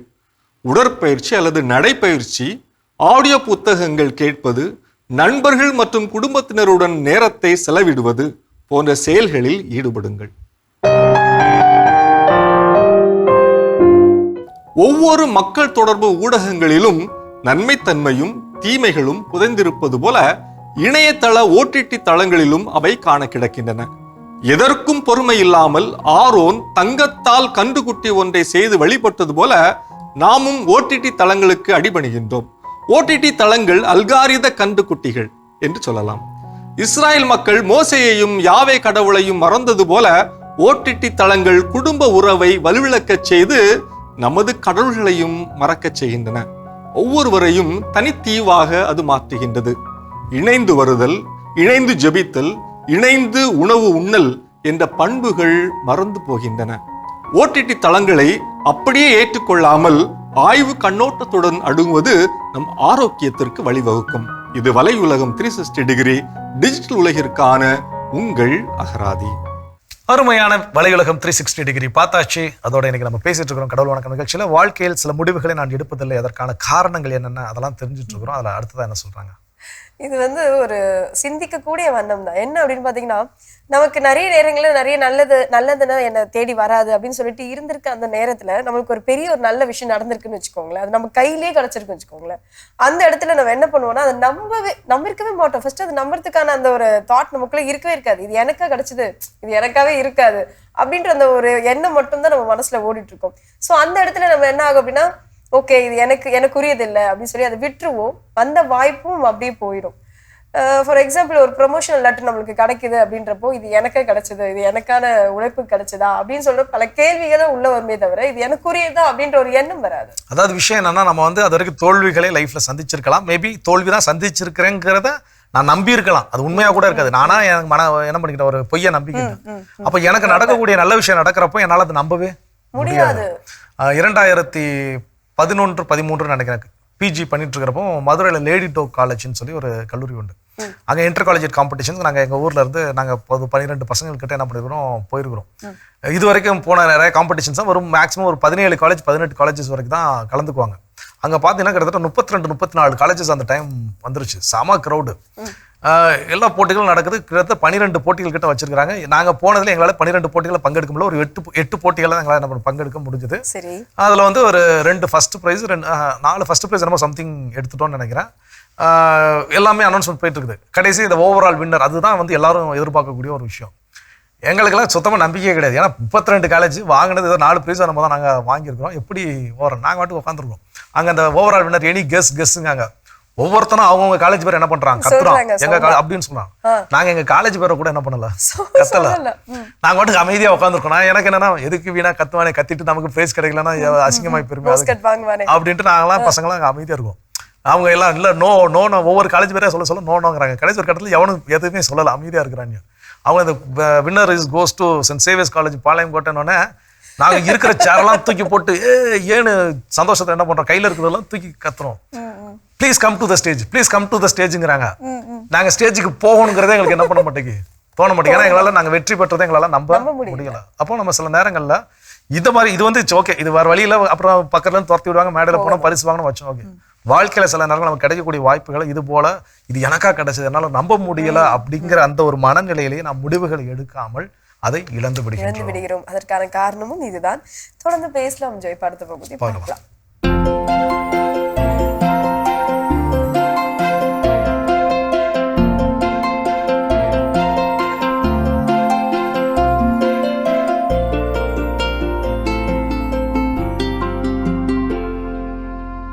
அனைவருக்கும் வணக்கம். இன்றைய பதிவில் நம்ம பார்க்க போகிற முக்கியமான விஷயம்னா, நமக்கிட்ட கிடைக்கக்கூடிய ஒரு முக்கியமான இலை ஆடாதொடான்னு ஒரு இலை இருக்குங்க. உங்களுக்கு தெரியும், நீங்கள் பார்த்துருப்பீங்க. டெல்டா மாவட்டத்தில் எல்லா மாவட்டத்துலேயுமே இருக்குது. அது இல்லாத தமிழ்நாட்டோட பல பகுதிகளில் இருக்குது. அல்லது இல்லாதவங்க தயவுசெய்து அதோட குச்சியை வாங்கிட்டு வந்து நட்டிங்கனாலே செடி வந்துடும். இந்த செடியை நம்ம என்ன பண்ணணும் அப்படின்னா, அதோட இலைகளை முடிஞ்ச அளவுக்கு 100 லிட்டர் தண்ணியில் 10 லிட்டர் கோமியம், 90 லிட்டர் தண்ணியோட 10 லிட்டர் கோமியம் கலந்துக்கலாம். எவ்வளவு இலைகளை குட்டி குட்டியாக பிச்சு உள்ளே போட முடியுமா, உதாரணத்துக்கு ஒரு 10 கிலோவோ 20 கிலோ உள்ளே போட்டு ஊற வைக்கலாம். அரைச்சும் இடிச்சும் உள்ளே போடலாம். அல்லது கொதிக்க விட்டு அந்த தண்ணீரோடு சேர்ந்து அந்த இலைகளை எடுத்து உள்ளே போடலாம். இந்த ஆடாதோட இலையோட முக்கியத்துவம் என்ன, அதாவதுங்க நம்ம தரையில் டைல்ஸ் இருக்குது பார்த்தீங்களா, அந்த டைல்ஸோட மேல் பகுதி எப்படி கடினமாக இருக்கோ அது மாதிரி ஒரு பயிருக்கு சிலிக்கா சத்து, அந்த சிலிக்காங்கிறது ஓடுமா இருக்கக்கூடிய சத்து, அதை கொடுக்குற முக்கியமான பொருள் வந்து இந்த ஆடாத்தோட இலை. அப்போ அதை தெளிக்கிறப்ப இலை மேலே அது ஒரு படிலம் படர்ந்துடுறப்ப நமக்கு என்ன ஆகும்னா, எந்த விதமான பூச்சிகளும் கடிக்காத ஒரு சூழ்நிலை, எந்த விதமான நோய் கிருமியும் படராத ஒரு சூழ்நிலை இதை நமக்கு அதுக்கு உருவாக்கும். இது எந்தெந்த பயிர் கொடுக்கணும், நெல்லுலேருந்து ஆரம்பித்து எல்லா பயிர்களுக்கும் கொடுக்கலாங்க. இது கூட இன்னும் என்ன சேர்க்கலாம், நொச்சி, தும்பை, வேப்ப இலை, புங்க இலை, கசப்பான இலைகள் எல்லாத்தையும் கலந்துக்கலாம். ஊமத்த இலை எல்லாத்தையும் கலந்துக்கலாம். கலந்ததை நீங்கள் கொடுக்கலாம். ஒரு 10 நாள் 15 நாள் ஊறினா போதும். குறைஞ்சபட்சம் ஒரு வாரங்க நம்ம அதுலேருந்து பயன்படுத்த ஆரம்பிக்கலாம். பட் வந்து அது அதுலேருந்து இப்போ இதோட அளவு அப்படின்னு பார்த்துட்டா 10 லிட்டருக்கு 1 லிட்டர், நம்ம 100 லிட்டர் பண்ணியிருக்கோம், 10 லிட்டருக்கு 1 லிட்டர். அப்படிங்கிறப்ப நீங்கள் ஒரு ஏக்கருக்கு அடிக்கணும்னா 10 டேங்க் அடிப்பீங்க. ஒரு டைமுக்கு 10 லிட்டர் தேவைப்படும். அப்போ இந்த கரைசலை செஞ்சிங்கன்னா 10 முறை அடிக்கலாம். இந்த கரைசல் அடிக்கிறப்ப எந்த பயிருக்கும், கத்திரி, தக்காளி, பூ பயிர், பந்தல் பயிர் எதுனாலும் இதை அடிக்க அடிக்க ஒரு நோய் இல்லாத, பூச்சி கடிக்காத ஒரு சூழ்நிலையை உருவாக்கலாம். நம்மளால் மறக்கப்பட்ட ஒரு இலை அதுங்க, நம்ம பக்கத்திலே இருக்குது, நம்ம அதை பார்க்கல. தயவுசெய்து இந்த ஆடாத்தோட இலை அதை பயன்படுத்துங்க. நிறைய இன்றைக்கி மார்க்கெட்டில் விற்கக்கூடிய திரவங்கள் எல்லாமே அதுலேருந்து தயாரிக்கப்பட்டது. ஆனால் அது நம்மகிட்ட இருக்குது, நம்ம பயன்படுத்தலை. கொஞ்சம் கசப்பு அதிகமாக இருக்கக்கூடிய வகையிலான திரவங்க. அதே மாதிரி அக்னி அஸ்திரம் தயார் பண்ணாலும் அக்னி அஸ்திரமும் ஆடாதோட இலை கரைசலையும் கலந்து அடிக்கலாம். எல்லா விதமான பயிர்களுக்கும் நம்ம அடிக்கிறது ரொம்ப முக்கியங்க. இன்னும் சொல்லப்போனால் வெள்ளைப்பூச்சி தாக்கம் வருது பார்த்திங்களா நம்ம தென்னை மரங்களில், அதுக்கும் நம்ம அடிக்கலாம். கடலை, மக்காச்சோளம், முக்கியமாக பப்பாளி, நான் சொல்ல வந்தது பப்பாளியோட இலைக்கு கீழே பார்த்தா வைரஸை உருவாக்கக்கூடிய பூச்சிகள் அதிகம் இருக்கக்கூடிய பயிர் வந்து பப்பாளி. அப்போ அதை நம்ம தெளிக்கிறப்ப நமக்கு என்ன ஆகும் அப்படின்னா, அந்த பயிர் வந்து முறையான விளைச்சலோட 6 மாதத்துலேருந்து லாபம் தரணுமா தரும். கொய்யா தருமா தரும். அந்த மாதிரி ஒரு அமைப்பை கொண்டு போகலாம். நீங்கள் கெமிக்கலே பண்ணுங்கள், ஒரு தடவை கெமிக்கல் பண்ணுங்கள், ஒரு தடவை இதை பண்ணுங்கள். கெமிக்கல் ஒரு தடவை அடிக்கலைனாலே உங்களுக்கு 7,000 ரூபா மிச்சமாகும். அப்போ அந்த பணத்தை மிச்சப்படுத்தி நம்ம எப்படி அந்த மிச்சப்படுத்துகிற பணத்தில் ஒரு நல்ல பொருளை வாங்கி தரையில் கொடுக்கலாம், வளர்ச்சிக்கான பொருளை கொடுக்கலாம். அப்போ நமக்கு வந்து விளைச்சல் கூடும். அந்த இலைகளை நீங்கள் நிறைய நடவு செய்யலாம். எங்கெல்லாம் வாய்ப்பு கிடைக்குதோ, வரப்புகளில், வேலிகளில் எங்கெல்லாம் வாய்ப்பு இருக்கோ அங்கெல்லாம் நடவு செய்யலாம். அதை வந்து ஒரு ஊருக்கு பொதுவான இடத்துல கூட நடவு செஞ்சு, அல்லது ஓடைகளோட மருங்கிலும் எங்கெல்லாம் வந்து சிஎன்டி சேனல் அல்லது ஏபி சேனலில் க்ளீன் பண்ண மாட்டாங்க, இந்த இடத்த தொட மாட்டாங்கன்னு எங்கே இருக்குதோ அந்த மாதிரி இடத்துல நடவு செய்யுங்க. அது எந்த விதமான ஆடு மாடு கடிக்காது, எந்த தொல்லையும் வராது, அந்த மாதிரி பயிர் அது. அப்போ அதை எடுத்து நம்ம பண்ணும்போது நமக்கு ஒரு நிச்சயமான ஒரு லாபம் கிடைக்கும். இந்த கரைசல் செய்கிறத பற்றியோ அல்லது தரைவழி கொடுக்கறத பற்றியோ உங்களுக்கு ஏதாவது சந்தேகம் இருந்தால் கீழே நம்பரில் கேளுங்க. நெல் விவசாயத்தில் அது ரொம்ப முக்கியம். குறைந்த செலவில் பண்ணுறதுக்கு ஒரு மிக முக்கியமானது. செஞ்சு பாருங்கள். மீண்டும் சந்திப்போம். சிறப்பான பகுதி உழவும் உயர்வும் நம்ம பார்த்துட்டோம் ஜோ. நம்மளுடைய வாழ்க்கையில சில முடிவுகள் எடுக்க வேண்டிய நேரத்துல முடிவை எடுக்காம இருக்கோம் இல்லையா, அது எதனால, என்ன காரணங்களால அப்படின்னு சொல்லி நம்ம பார்த்துட்டு இருக்கோம். அடுத்ததாக சில நேரங்கள் என்னன்னா ரொம்ப ஓவர் திங்கிங் என்ன பண்றோம். அந்த ஓவர் திங்கிங், அதாவது திங்க் பண்ணணும் ஃபியூச்சரை குறித்து. ஒரு விஷயத்தில் நம்ம இறங்க போகிறதுக்கு முன்னாடி, சில முடிவுகள் எடுக்கிறதுக்கு முன்னாடி எதிர்காலத்தில் இது எப்படி அணுக வேண்டும் அப்படிங்கிற சிந்தனை நமக்கு கண்டிப்பாக வேணும். நான் இந்த முடிவை எடுக்கிறேன், இந்த முடிவு எடுப்பேன், கிடைக்கக்கூடிய நன்மைகள் என்னென்ன ஒரு லிஸ்ட் போடுங்க. இது எடுப்பதால் நடக்கக்கூடிய தீமைகள் என்னென்ன லிஸ்ட் போடுங்க. நன்மைகள் நிறையா இருக்குதா, துணிஞ்சு என்ன பண்ணலாம், செய்யலாம். 100% எனக்கு நன்மை மட்டும்தான் இந்த முடிவு எடுப்பதனால் கிடைக்கும் அப்படின்னு சொல்லி எந்த ஒரு முடிவும் கிடையாது. அப்படிப்பட்ட பர்ஃபெக்டான ஒரு டெசிஷன்ஸ் கிடையாது. ஆண்டவர் இயேசு கிறிஸ்து எதுக்கு வந்தார்? மனு குலத்தை மீட்பதற்கு வந்தார். ஸோ அதுதான் அவருடைய எய்ம். அதுக்காக ஒரு முடிவு எடுத்தார். மனுஷனாக பிறந்தார், வந்தார். ஓகே, அது அவருக்கு எளிதில் என்ன பண்ணல, கிடைக்கல. எடுத்த டெசிஷன் நல்ல டெசிஷன். மனிதருடைய மீட்புக்கு வந்தது அப்படிங்கிறது ஒரு நல்ல டெசிஷன். ஆனால் அந்த டெசிஷன் இருக்கக்கூடிய மிகப்பெரிய பிரச்சனை என்ன? சிலுவை, சாவு அப்படிங்கிற ஒரு விஷயம். அப்போ அவருக்கே, அப்படிப்பட்ட கடவுளுக்கே அவர் எடுத்த முடிவுல எல்லாமே 100% நல்லதுதான் அப்படின்னு சொல்லி இல்லவே இல்லை. அவருக்கு அங்கே ஒரு சில பிரச்சனைகள் இருக்கத்தான் செஞ்சது. அதை அவர் எப்படி எதிர்கொண்டார்? அதனாலதான் இன்னைக்கு அவர் என்ன பண்ணிருக்கோம், நம்ம கடவுளாக நம்ம அவரை கொண்டாடி கொண்டிருக்கிறோம். அவரை நம்ம ரோல் மாடலாம் என்ன பண்ணிருக்கோம், வச்சிருக்கோம். அப்போ அதுபோல் நாம எடுக்கக்கூடிய சில முடிவுகள்லையுமே சில முரண்கள் இருக்கத்தான் செய்யும். 100% அது பர்ஃபெக்ட் அப்படின்னு சொல்லவே முடியாது. அப்போ அந்த மீதி ஒரு சில குறைகள் இருக்கிறத நான் ஓவர் திங்க் பண்ணி இது என்ன ஆயிரும் அதில் மட்டும் ஃபோக்கஸ் பண்ணனா அந்த டெசிஷனை நான் என்ன பண்ண மாட்டேன், எடுக்க மாட்டேன். அப்போ இந்த பக்கம் நன்மையின் பக்கத்தை நான் என்ன பண்ணிருக்க மாட்டேன், பார்த்துருக்கவே மாட்டேன். அப்போ நான் வாழ்வில் ஏதோ ஒரு முடிவுகளை எடுக்கின்ற பொழுது அதை திங்க் பண்ணணும், யோசிக்கணுமே தவிர ஓவர் திங்க் இப்படியானா என்ன ஆயிரும், அப்படியானா என்ன ஆயிரும், அதை ஃபேஸ் பண்றதுக்கு முன்னாடி எல்லா விஷயத்தையும் என்ன பண்ணிடுவோம், யோசித்து பார்த்துருவோம். ஸோ அந்த மாதிரியான ஓவர் திங்கிங் கூட நான் முடிவெடுப்பதற்கு தடையாக இருக்கும். புரிந்து கொள்ளலாம். தொடர்ந்து பேசலாம். இப்ப அடுத்த பகுதி பார்க்கலாம்.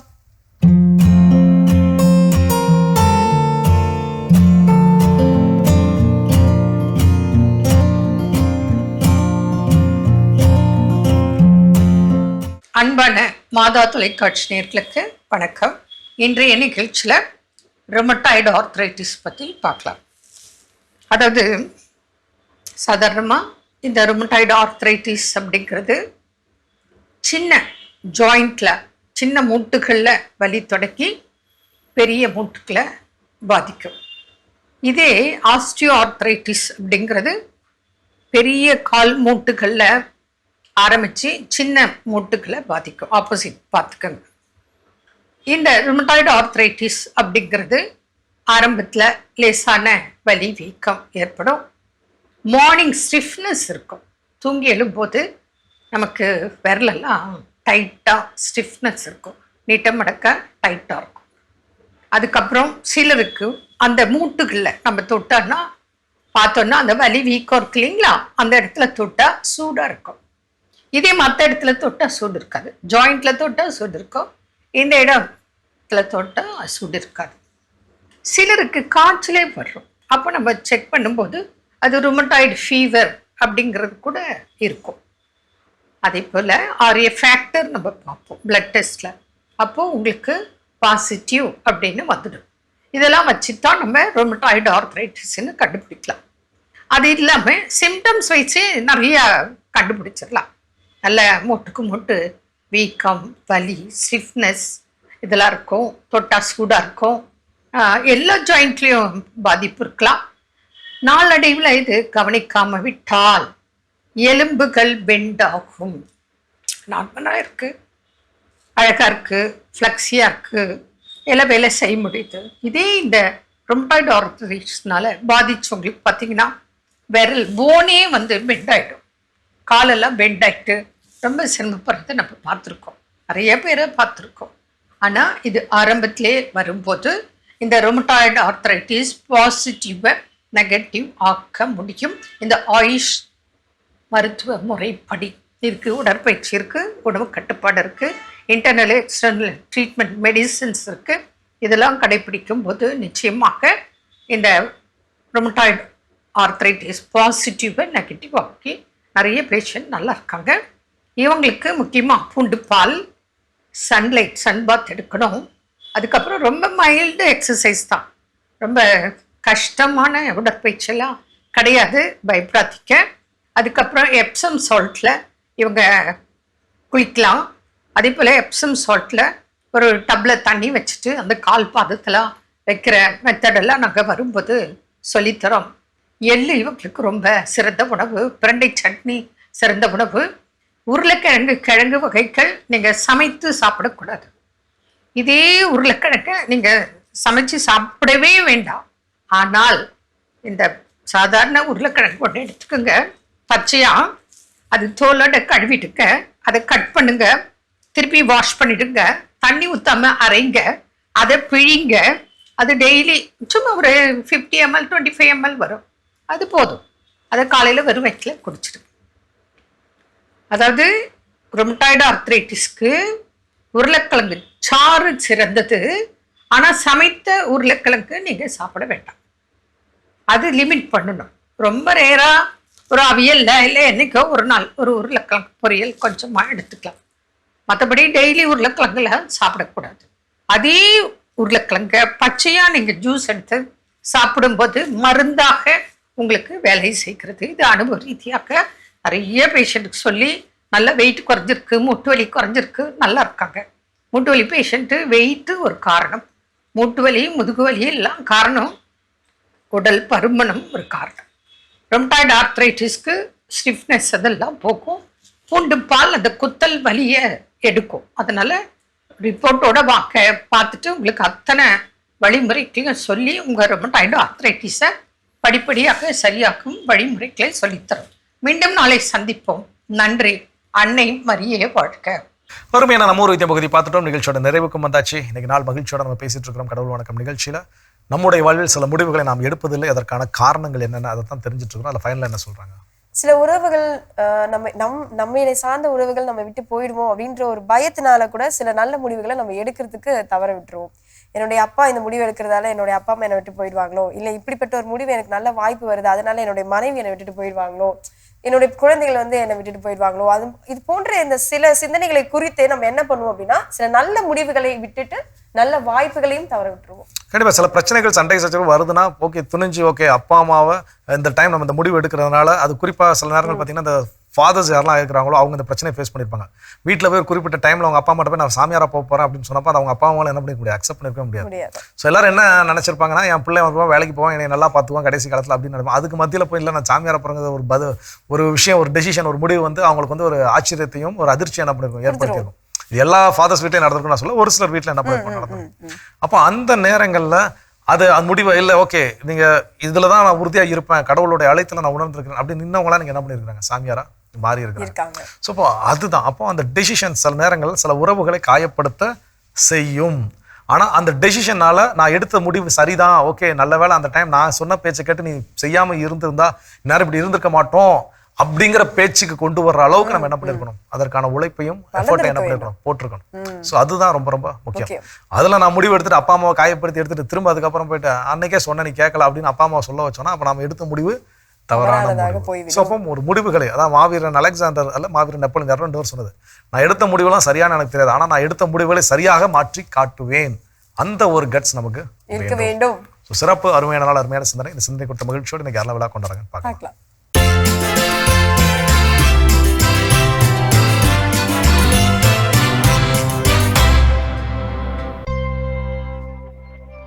ஆல்பர்ட் ஆனந்த்ராஜ் இன்று தனது குருத்துவ அருள் பொழிவு நாளினை கொண்டாடுகிறார். இவரை வாழ்த்துபவர்கள் அப்பா அந்தோனி, அம்மா சூசை மேரி, தங்கை சகாய ராணி, மைத்துனர் பிரகாஷ், மருமகள் கேத்ரின் ரித்திகா, மருமகன் ஆரோன் ரொனால்டு, குடும்பத்தினர், உறவினர்கள் மற்றும் நண்பர்கள்.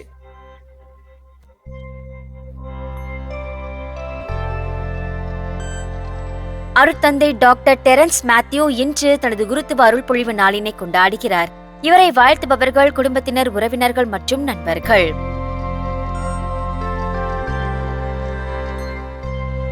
ரிச்சர்ட், அனிதா, பிரின்சி இன்று தங்களது திருமண நாளினை கொண்டாடுகிறார்கள். இவர்களை வாழ்த்துபவர்கள் அம்மா குளோரி எலிசபெத், மகன்கள் ஷாவன், ரஃபேல், கெனித், கேப்ரியல், குடும்பத்தினர், உறவினர்கள் மற்றும் நண்பர்கள். மேக்டலின் லில்லி இன்று தனது பிறந்த நாளினை கொண்டாடுகிறார். இவரை வாழ்த்துபவர்கள் கணவர் வின்சென்ட் பால்ராஜ், மகன் அருட்பணியாளர் BMJ அடைக்கலராஜ், மகள் ஏஞ்சலின் எழிலரசி, மருமகன் ஜேம்ஸ் வசந்த் குமார், பேரப்பிள்ளைகள் ஷாம், ஷெர்லி, குடும்பத்தினர், உறவினர்கள் மற்றும் நண்பர்கள். மாதா தொலைக்காட்சியில் பணிபுரியும் யமுனா இன்று தனது பிறந்த நாளினை கொண்டாடுகிறார். இவரை வாழ்த்துபவர்கள் குடும்பத்தினர், உறவினர்கள், நண்பர்கள் மற்றும் மாதா தொலைக்காட்சி குடும்பத்தினர்.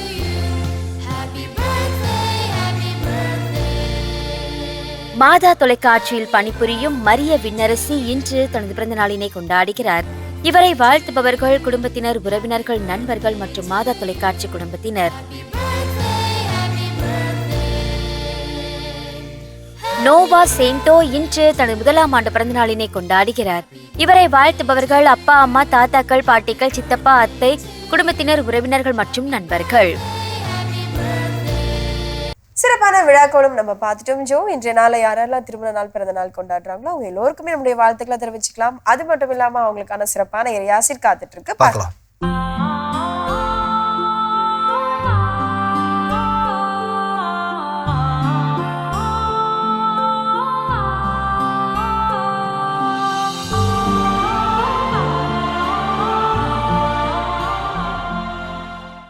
அன்பர்களே, நண்பர்களே, ஆண்டவரின் பக்தர்களே, இந்த மாதா தொலைக்காட்சியின் வழியாக உங்களை பார்ப்பதிலே, சந்திப்பதிலே மிகுந்த மகிழ்ச்சி அடைகிறேன். உங்களுக்கு என்னுடைய வாழ்த்தையும் வணக்கத்தையும் தெரிவித்துக் கொள்கிறேன். இன்றைய அருமையான வார்த்தையை நாம் தியானிப்பதற்காக மாதா தொலைக்காட்சி நமக்கு கொடுத்திருப்பது என் மீட்பராம் கடவுள் மாட்சியுறுவாராக. திருப்பாடல் 18:46. இறைவன் நமக்கு பாறையாக இருக்கிறார். அவர் நமக்கு காவலாக இருக்கிறார். அவர் நம்மை நேசிக்கிறார், நம்மை அறிந்திருக்கிறார், நம்மை எப்பொழுதுமே கைவிடுவதில்லை. அவர் காப்பாற்றுவராக, அவர் உண்மையுடையவராக, நீதியுள்ளவராக இருக்கிறார் என்று இந்த பக்தன் பாடுகிறான். இந்த பக்தன் ஆண்டவருடைய அந்த அனுகூலங்களை, அவரிடமிருந்து பெறுகின்ற அனுகூலங்களை அவன் விவரிக்கிறான். விவரிக்கும் பொழுது நம்முடைய இலக்கியத்தில் கூட இந்த அளவுக்கு சொல்ல முடியாத அளவுக்கு அந்த எபிரேய மொழியில் அவன் சொல்லுகிறதை பார்க்கிற பொழுது இவன் எப்படி ஆண்டவரோடு இணைந்திருக்கிறான், அவருடைய அன்பையும் அருளையும் பெற்றிருக்கிறான் என்பதை நாம் காண முடிகிறது. ஆண்டவர் அவனுக்கு கேடயமாக இருக்கிறார், கோட்டையாக இருக்கிறார், மீட்பர் அவரே என்று சொல்லுகிறான். என்னுடைய புகலிடம் அவரே. இது மாதிரி நம்ம நினைக்க முடியாது. ஆனால் அந்த பக்தன் அந்த காலத்திலேயே நினைத்து பார்த்து ஆண்டவருடைய அன்பில் அவன் திளைத்து விடுகிறான். நீர், நிலம், காற்று, நெருப்பு இவைகளின் மீது ஆண்டவர் ஆட்சி செய்கிறார். அவை எவ்வளவு பலம் வாய்ந்தவை! எல்லாரையும் அழித்து நொறுக்கக்கூடிய அந்த ஐம்பூதங்களுக்கும் அரசராக இருப்பவர் ஆண்டவர். ஆண்டவரிடம் தஞ்சம் புகுந்தால் அவருக்கு மீட்பு கிடைக்கும் என்று அவன் நம்புகிறான். அதனால அப்படிப்பட்ட ஆண்டவரை அவன் மீட்பராக ஏற்றுக்கொள்ளுகிறான். அவரே மாட்சி உருவாராக என்று சொல்லுகிறான். நமது ஆண்டவராகிய இயேசுவும் இந்த உலகத்தில் வந்த பொழுது நம்மை அரவணைத்தார், ஏழை எளியவர்களை சந்தித்தார், வாழ்வு அளித்தார், இறந்தவர்களை உயிர்ப்பித்தார், நோயாளிகளை எல்லாம் குணமாக்கினார். ஓய்வு நாளுக்கும் மனிதன் கட்டுப்பட்டவன் அல்ல, அவனுக்கு குணமளிக்க வேண்டும், அவனுக்கு வாழ்வளிக்க வேண்டும் என்று ஆண்டவர் வாதாடினார். எவ்வாறு பழைய நியமனங்களையும் பழைய சிந்தனைகளையும் நீக்கி மனித நேயத்தோடு அவர் இருக்கிறார் என்பதை இந்த திருப்பா நமக்கு கூறுகிறது.